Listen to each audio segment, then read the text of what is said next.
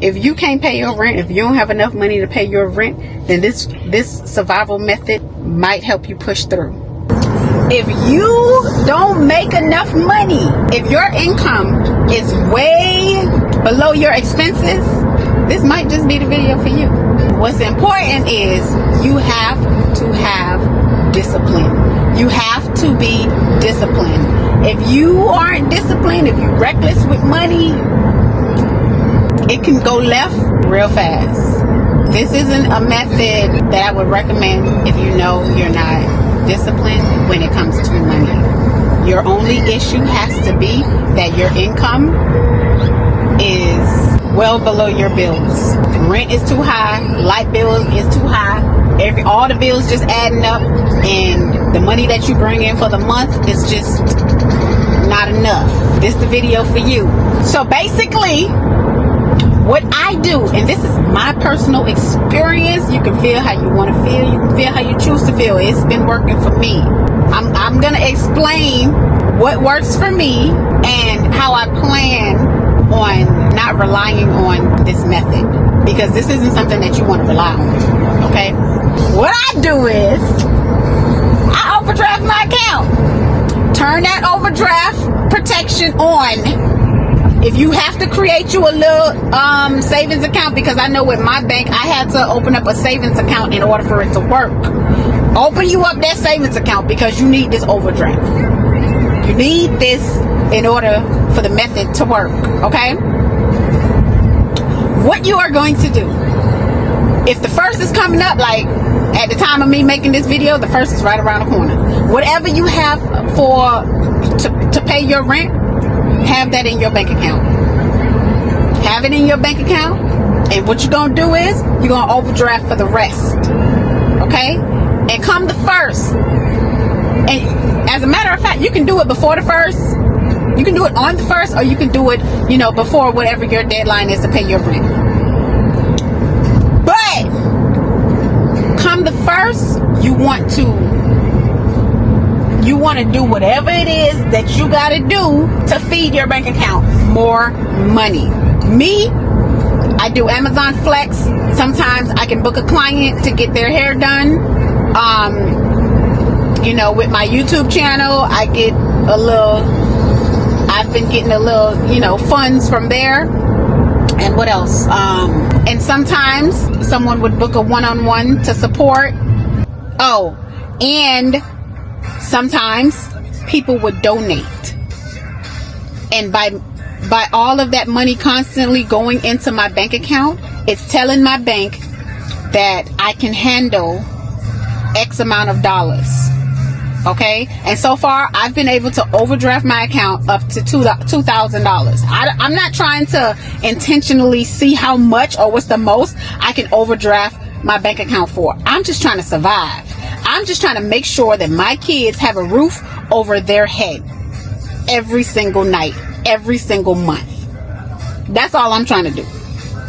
But it's still important to know. I don't know how much your rent is, but for me, it's my bills is well no more than $2,000 a month, maybe less than that. That's just an estimate. Set up your overdraft and just pay your rent. Pay your rent, because what are you gonna do if you don't pay it? Pack everything up and move out and then try to figure it all over again?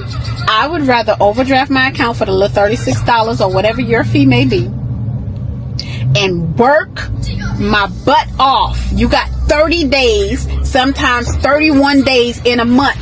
Every single day I'm making sure $1 goes into my bank account. Not literally, but coins, money is going, I'm feeding my bank account. This is what I have to do until what I'm doing behind the scenes, which is working to increase my income so that I don't have to overdraft my account again. And here are the things that I'm doing so that I never have to overdraft my bank account again. When I didn't have a car, my plan was to study to become an insurance agent, a life insurance agent. I ended up getting the car, and you know, with the car, it took away the time that I would have had to study and become certified for that life insurance license. Now I'm learning taxes. I'm on the Intuit website. The classes is absolutely free. And I'm taking the classes so that I can become certified to work with their company and eventually branch off to my very own. My mind is just so business minded that I have to figure out a way. It's just in me to figure out a way to do it on my own. Or maybe, I've been doing it on my own for so long that it's just like second nature. I don't know. But that's what I'm doing. And I recommend the same for you. Don't rely on constantly overdrafting your bank account. Have a game plan. My game plan is growth. I'm always learning, taking courses, do whatever you got to do in order to increase your income. This should be something that is short term to protect you and your kids. And I don't care what Timbuktu say about you having to overdraft your account. If Timbuktu is not contributing to your bills, Timbuktu need to mind their business. You got to do what you got to do for you at the end of the day. And that's what I'm doing for me and my kids. I'm making sure that we don't end up back where we was, regardless of how we got to get it. We got it. Because people like to talk. Regardless of what you have, you got it. And you keep working towards that so you can continue to get it. And in order for this to go through for sure, you have to have money in your account. You can't just say, okay, I'm gonna overdraft my account for $1,500, $2,000, or whatever your rent might look like.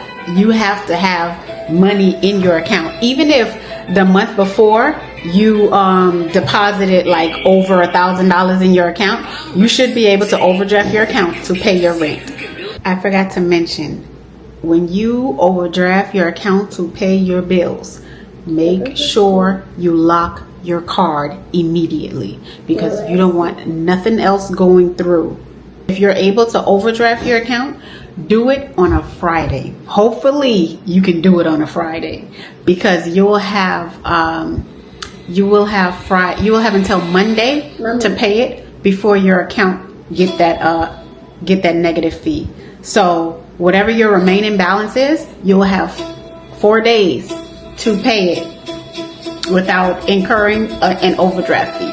Clink, clink, lock it down. I forgot to lock mine's 1 month, and I got hit with a $400 fee. So don't let that be you, okay? Lock your card.